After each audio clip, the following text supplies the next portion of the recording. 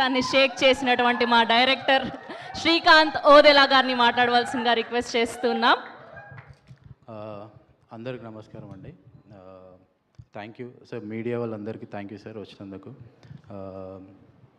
కేజేక్యూ Kiran sir dream ఇది.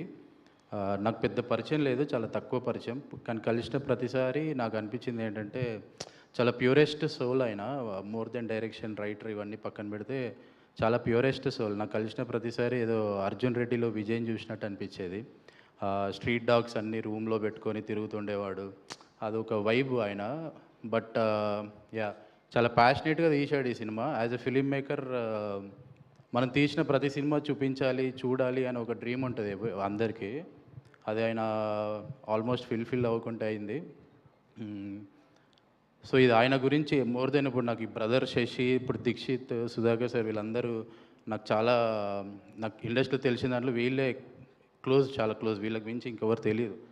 So వీళ్ళ ముగ్గురు కంటే నేను కిరణ్ సార్ గురించి పెద్ద హిట్ అవ్వాలని కోరుకుంటున్నాను. Thank you and all the best cast and crew అందరికీ.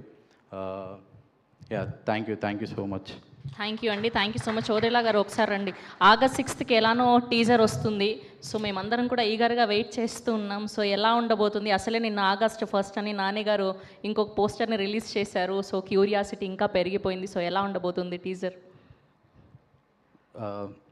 August 6th తగలబడుతుంది. Thank you so much. ఏంటి ఇంత సైలెంట్గా చెప్తున్నారు? ఈయన ఏం చెప్తారనుకున్నా అసలు ఒక్క పదంతో మా అందరు నోర్లు మూయించేశారు మీరు. ఎస్, సో మా శశి ఓడెలా గారిని మాట్లాడవలసిందిగా రిక్వెస్ట్ చేస్తూ ఉన్నాం.